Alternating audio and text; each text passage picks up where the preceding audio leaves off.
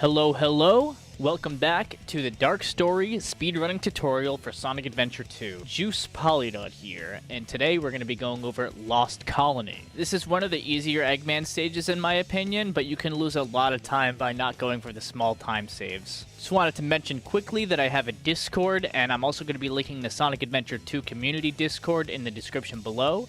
Along with that, you can follow me on Twitter or on Twitch if you'd like. We're going to be going through things step by step, going over visual cues, ring route, and then at the end I'll be showing you how to put it all together. Without further ado, let's go.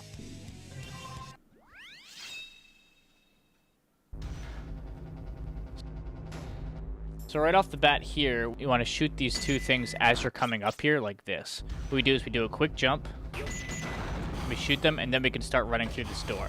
Collect all of these rings, take down the enemy, and then what I do here to get through this door quicker is I jump right after this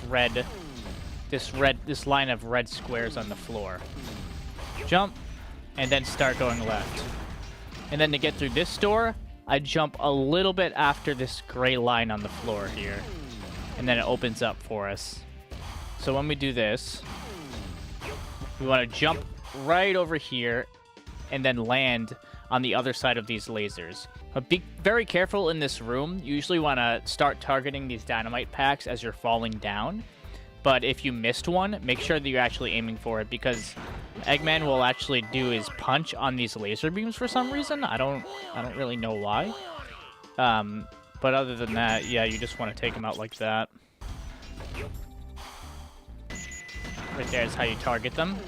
And then before you leave the room, you want to pivot so that you hit the ring box behind us. This is for ring route. Ring route in this stage only saves about half a second, but I mean, it's not out of the way at all, so don't forget about it. Collect these rings. I like to jump right there where that gray thing is, and then we have to take down these boxes. So when I'm approaching these, you have the enemies that are coming at you, right? I like to try to aim for the box that's on the left. That way you're going to be able to hit the switch no matter what. Sometimes if you only take out the ones on the right, it can be a little bit of a pain to hit the switch. Switches in this game are a pain, especially with mech. I don't know what it is, but this is going to be the start of your love-hate relationship with switches, or just hate relationship. I don't know you. But yeah, after that we can just do a quick pivot and go through this door. Watch out for that enemy who's usually roaming around. He's usually going to be like to the middle or to this right side, depending on how long you take. But if you take a while, let's say you're messing around with the switch, he could drift a little bit more to the left, which means you're going to want to shoot as you're coming through here. Otherwise, you're going to get hit and you're going to lose all your rings for ring route. So as we're coming down here, we actually want to avoid these boost pads, and I'm going to show you a speed comparison. That's not hitting the boost pads, and this is with hitting the boost pads. You'll notice, like, once we hit the bottom of the ramp, you'll see Eggman slow down. See that? He always slows down there, so that's why we avoid hitting that.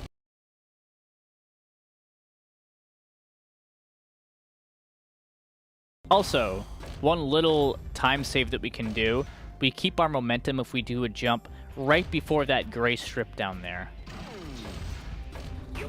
Just like that, and then we start jumping on here. The sooner you jump on here, the better. Jump off here, and then we have to hit this switch. You want to notice when you're jumping up here, you want to go almost to the edge, but not completely, because these switches are finicky. So if you pass it like this, you're going to miss it.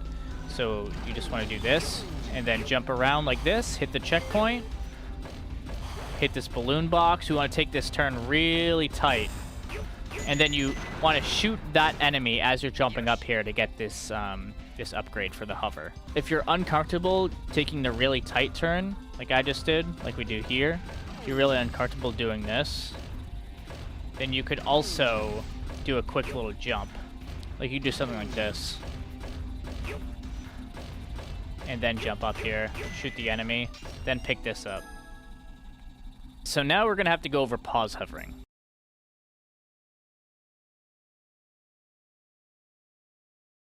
So, I'll explain hovering to you.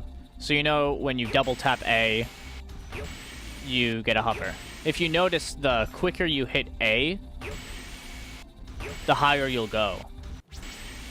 So what we do when we pause hover is we make it as close as possible between the two A presses. Because like I said, the closer those A presses are, the higher you go. And you're going to need the extra height to make some of the jumps in this level and future levels. What I like to do is I like to map my pause button to right bumper, because I find it a lot easier to do these pause hovers like this. But yeah, it's quite helpful.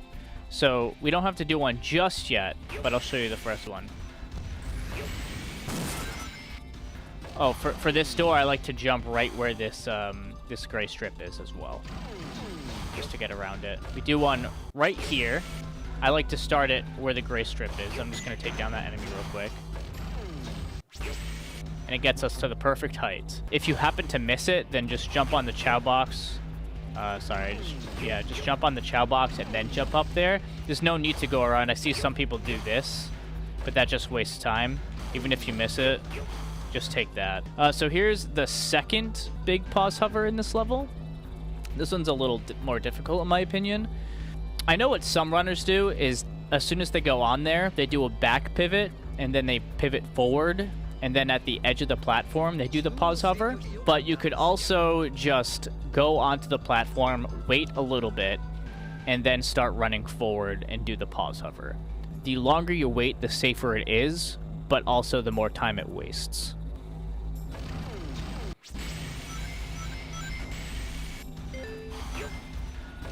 Then here's another pause hover. There's one more thing I should add. Let's say that you missed this jump after you got the hover. There's a little shortcut that we can use. We don't have to go all the way around. We don't have to go all the way around anymore to get past these gates. So basically what we want to do is we jump here, and we do a pause hover to get here, and then we just go up there.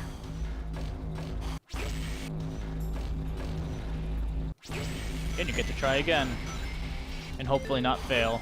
Basically what happens here, just jump here. I like to do a little jump there, and then we start shooting these boxes. You can just do a pause hover like when you're close enough, and whichever boxes you shoot are going to be where you pause hover. If not, you can just, you know, shoot them all and do this quick hop, and then pivot once you hit that switch, and then fall down here. And I want to get some of these rings. Okay, so here's where the last pause hover is. So basically what we're going to do is we're going to get a bunch of momentum, and then right here at this last second, we're going to jump, pause, and then do the pause hover. If you happen to miss it or don't feel comfortable doing this, by the way, there's a little platform right here that you can land on and then fly to the door back there.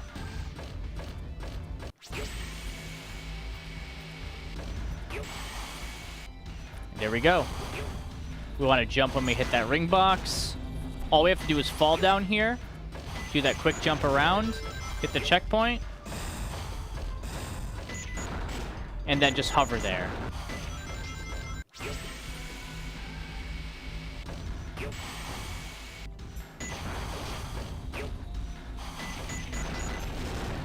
The goal is to have 80 rings at least when you're approaching this.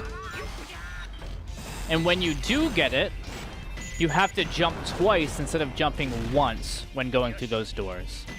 But yeah, you have to have anywhere between 80 and 89 rings to get the speed shoes. And again, that only saves half a second, so...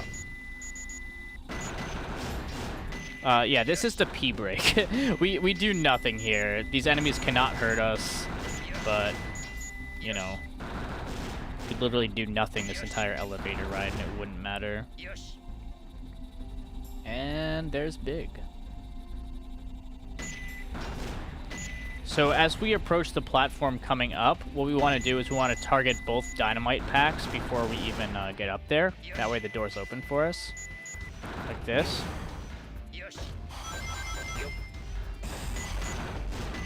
For this part, we want to kind of stand on this green button and shoot all 4 of those rockets.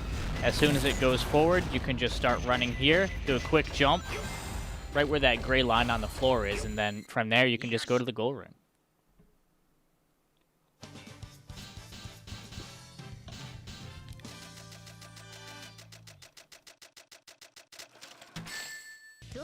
This was a pretty quick one. I'd say the biggest thing is just making sure that you're jumping at the right time to get through those doors. We just do little taps of the A button.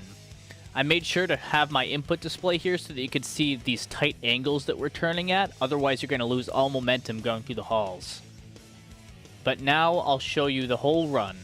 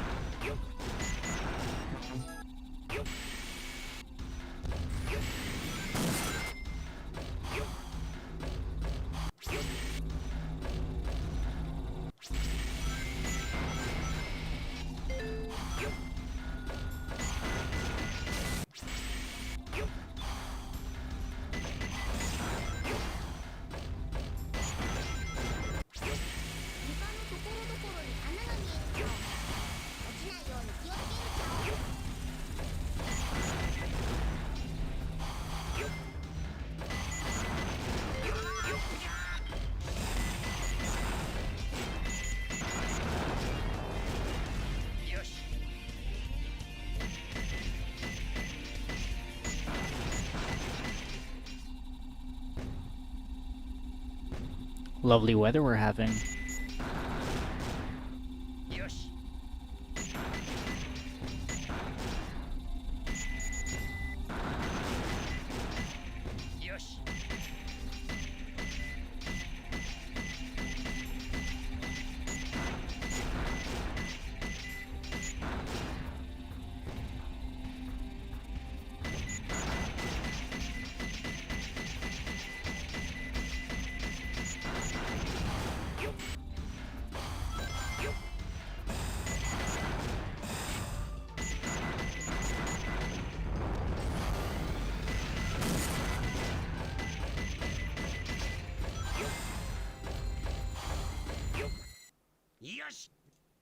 And there you go. There's Lost Colony.